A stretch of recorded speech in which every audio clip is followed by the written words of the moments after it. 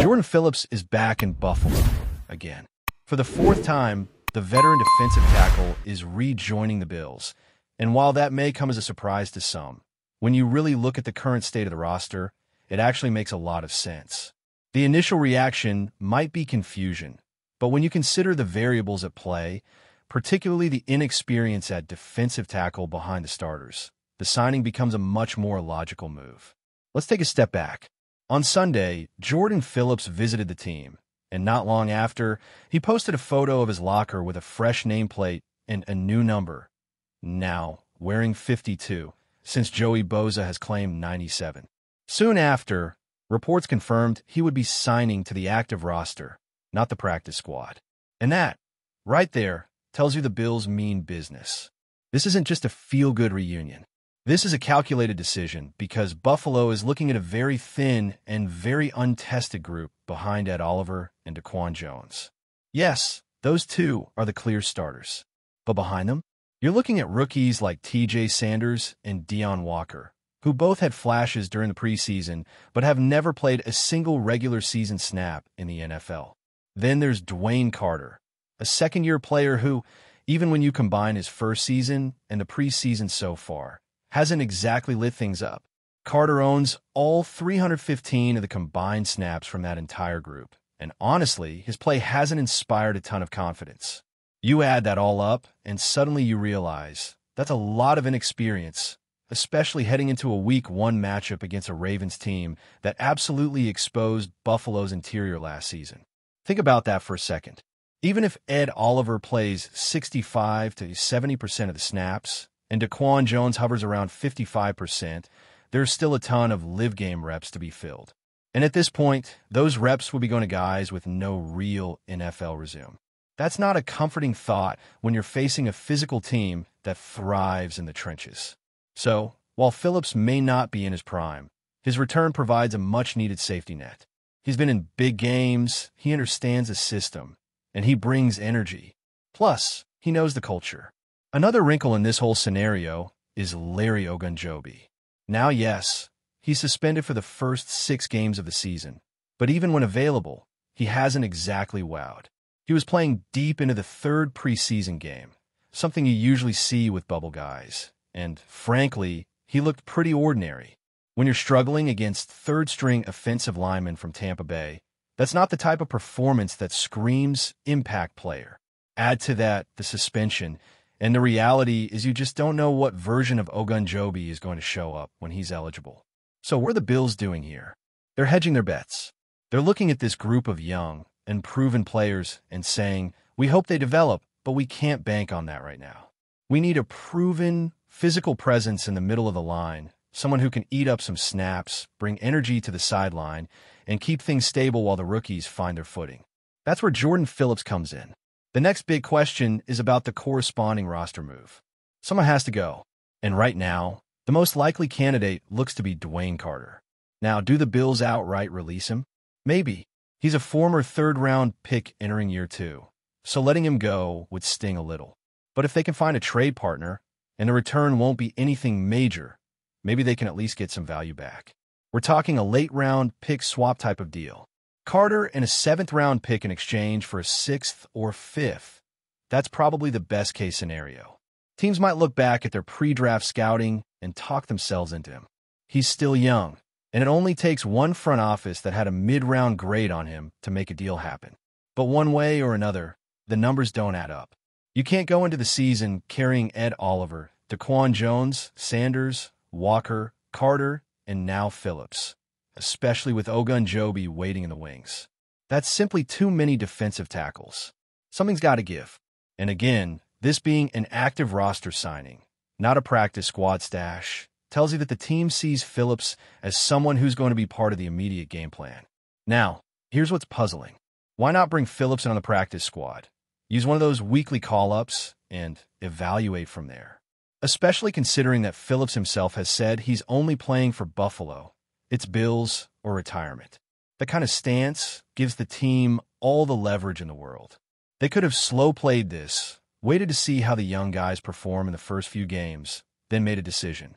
But by signing him straight to the 53, it signals that they're not comfortable waiting. They've seen enough from Sanders, Walker, and Carter to know that someone isn't ready or someone isn't reliable. And don't forget, roster cutdowns are happening right now. 31 more players have to be released. That opens the door for more injuries to surface, more IR designations to be announced, and more moves to be made behind scenes. The timing of this signing may be part of a broader set of roster gymnastics. Maybe they wait to make it official until after the cut deadline and use that extra flexibility to stash a player on injured reserve. We'll see how they play it. Switching gears a bit, the All-22 film from the Bills vs. Bucks preseason finale gave us some clarity and a few surprises. Let's start with Deone Walker. This kid was an absolute force. He flashed everything you want to see from a rookie defensive tackle: quickness, strength, awareness, and consistency. He showed balance as both a run defender and a pass rusher. You felt his impact on nearly every drive. What made his performance stand out even more was how T.J. Sanders consistently drew double teams. That freed up Walker to work one-on-one, and he capitalized over and over again. The guy plays with power in his hands, knows how to disengage, and tracks the ball exceptionally well. There were some reps where he got moved off the spot. It wasn't perfect, but overall, this was a performance that should have fans and coaches fired up. The real test will come in the regular season against starting-caliber offensive linemen. But Walker has done everything you could ask him to do against the competition he's faced so far. Cole Bishop was another name that needed a bounce-back week, and he got it. After some tough moments against Chicago, he looked sharp in limited action against Tampa Bay. He played fast, physical, and confident. Had a pair of good tackles, one in the run game and one in space after triggering downhill from a single high look. But the play that stood out the most was a third down stop where he rotated into a zone and broke up a slant with perfect timing.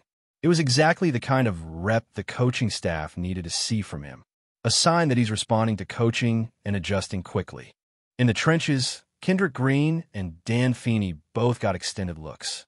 Green has the edge right now. He's been in the building longer and has played both center and guard effectively.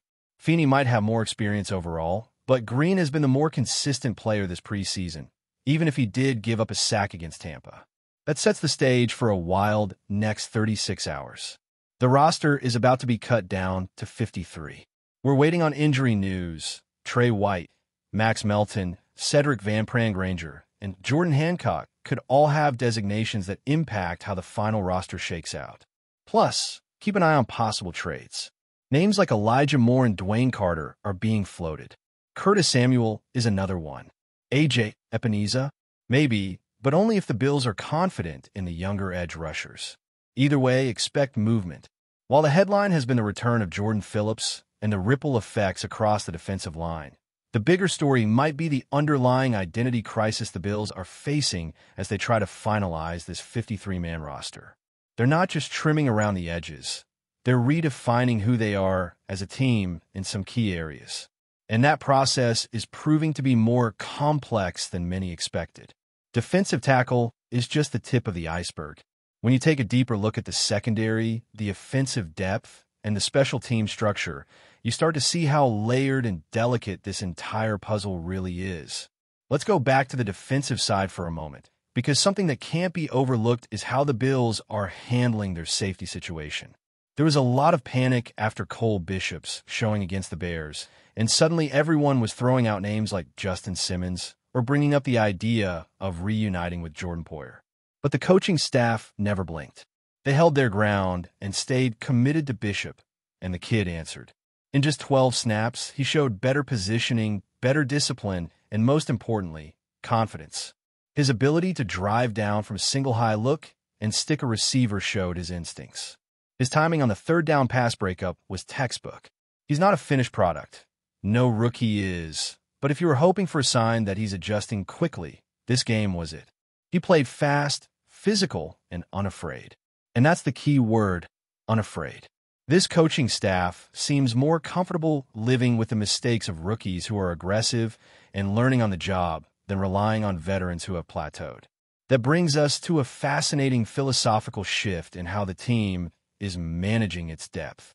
Think about how long guys like Dane Jackson have been on the roster.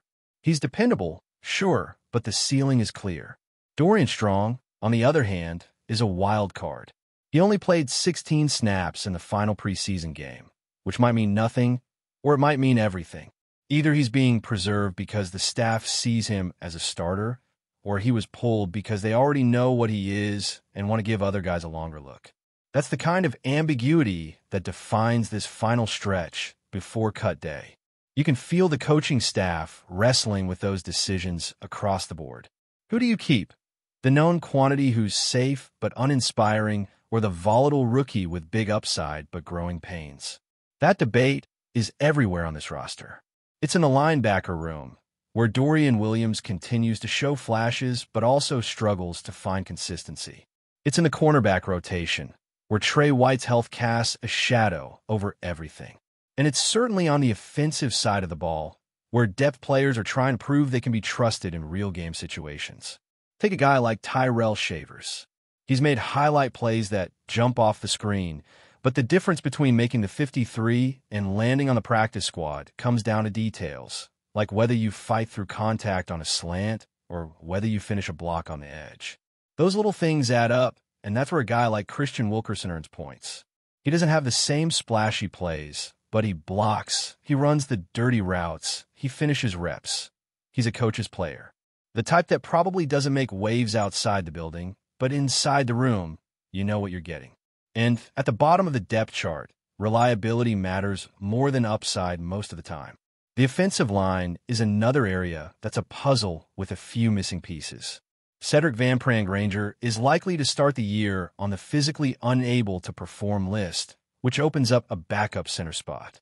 Dan Feeney and Kendra Green have both taken reps, but Green's the one who looks more fluid, more capable of stepping into a live game. Even with the sack he gave up against Tampa, he's shown enough to suggest he can handle backup duties without the offense falling apart.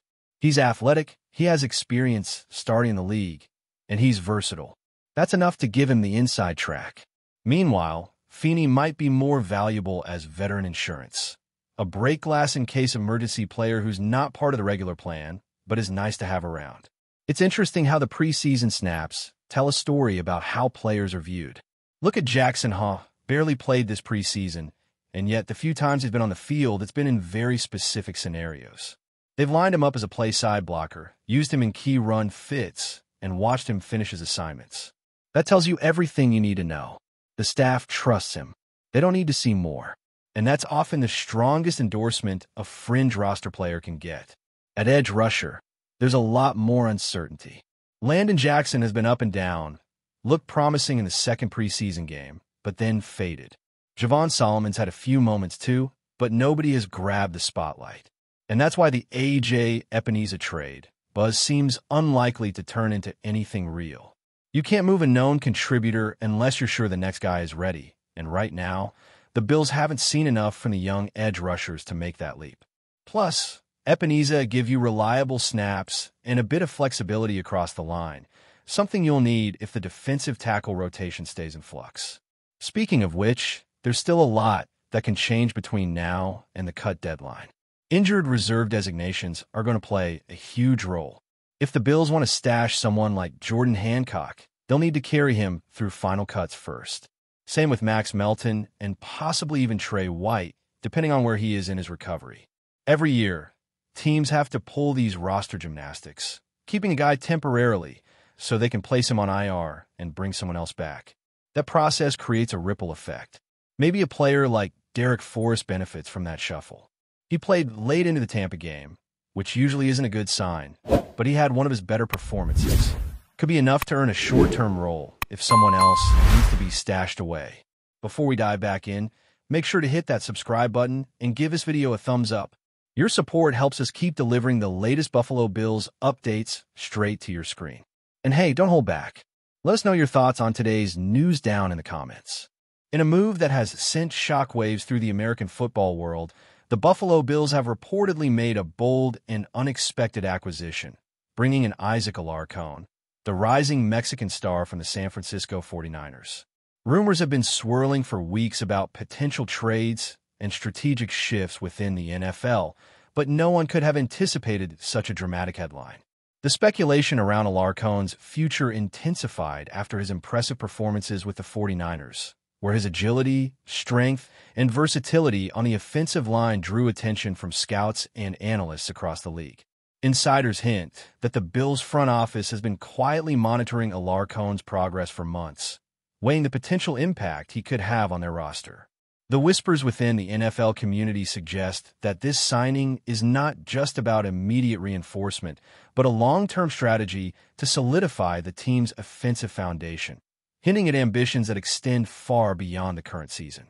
Fans of both franchises have been left in disbelief, debating the implications of this move on social media and sports forums, where speculation about ALARCÓN's role and future starts to run wild. Analysts are already theorizing how this potential transition might reshape the dynamics of the division, sparking excitement and controversy in equal measure.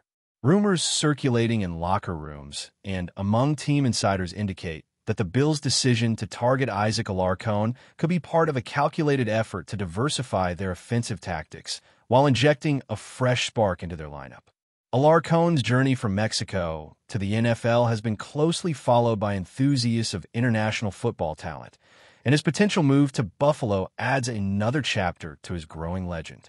Speculation suggests that his adaptability and experience with complex offensive schemes under the 49ers coaching staff may provide the Bills with a unique strategic advantage, particularly against teams that have historically posed challenges in the division. Conversations among league insiders hint at a mix of admiration and envy, with rival teams reportedly scrambling to reassess their defensive approaches should ALARCÓN join Buffalo. Moreover, the rumor mill suggests that ALARCÓN's presence could inspire a wave of international attention, potentially opening doors for more talent from Latin America to enter the NFL. The uncertainty surrounding contract terms, roster adjustments, and team chemistry only fuels the ongoing chatter as pundits dissect every leaked detail, every cryptic social media post, and every press briefing that might hint at the deal's confirmation. Enthusiasts and casual fans alike have found themselves captivated by the unfolding narrative, eager to witness whether the whispers will solidify into an official announcement or remain tantalizing conjecture. Sources familiar with the inner workings of the Bills organization have hinted that Isaac ALARCÓN's potential signing is part of a broader, ambitious vision, one that may redefine the team's identity in coming seasons. According to persistent rumors, the coaching staff has been devising schemes that would capitalize on ALARCÓN's blend of power, technique, and field awareness, envisioning him as a cornerstone of the offensive line. Conversations among commentators suggest that his transition from the 49ers could be smoother than expected, given the similarities in offensive philosophy. Yet there remains speculation about how quickly he can adapt to Buffalo's unique play-calling nuances. Meanwhile, the rumor mill continues to churn with predictions about how ALARCÓN's presence might influence draft priorities, free agent acquisitions, and the overall trajectory of the Bills' championship aspirations. Fan communities are ablaze with debate, weighing the potential benefits against the risks, and speculating on whether the excitement generated by ALARCÓN's rumored arrival could translate into tangible success on the field. The chatter even extends beyond the NFL, with international media outlets seizing upon the story as a symbol of increasing diversity in American football, a trend that could attract new audiences and sponsors eager to associate with pioneering talent. In the midst of all this speculation, every minor development, training reports, team sightings, and insider leaks, becomes a piece of the larger puzzle, feeding a cycle of anticipation and rumor that shows no sign of abating. As the buzz around Isaac ALARCÓN's potential move intensifies, sources close to the situation suggest that the Bills are exploring every conceivable angle to ensure that the acquisition maximizes both immediate impact and long-term stability. Rumors hint at behind-the-scenes negotiations involving agents, team executives, and even league officials, creating a web of intrigue that fuels speculation across sports media outlets. Fans and commentators alike are dissecting every gesture, every interview, and every hint of insider commentary to determine whether this is a calculated risk or a bold statement of intent. According to persistent whispers, The potential inclusion of ALARCÓN could dramatically shift Buffalo's offensive dynamics, introducing new combinations and techniques that opponents may struggle to counter. In parallel, chatter within the NFL suggests that the move could set a precedent for future international scouting, with more teams potentially prioritizing players from diverse backgrounds in an effort to replicate the excitement surrounding ALARCÓN. While no official confirmation has been provided, the ripple effect of these rumors is already evident, with ticket sales, merchandise speculation, and social media engagement experiencing notable spikes. Every day brings new conjecture, new leaked insights, and new predictions, reinforcing the sense that the NFL landscape may be on the brink of a dramatic transformation, all sparked by whispers of a single player's move from the West Coast to Buffalo. Amidst the swirling speculation and mounting anticipation, the narrative surrounding Isaac ALARCÓN's rumored transfer to the Buffalo Bills has taken on a life of its own, dominating conversations in locker rooms, press conferences, and online forums. Rumors suggest that team officials are meticulously evaluating how to integrate ALARCÓN's skills into the existing roster while maintaining cohesion among veteran players, a challenge that could influence both short-term performance and long-term planning. That's a wrap for now. If you enjoyed the video and want to stay on top of all things Buffalo Bills, make sure to subscribe and hit that like button. We'd love to hear what you think in the comments. See you in the next update.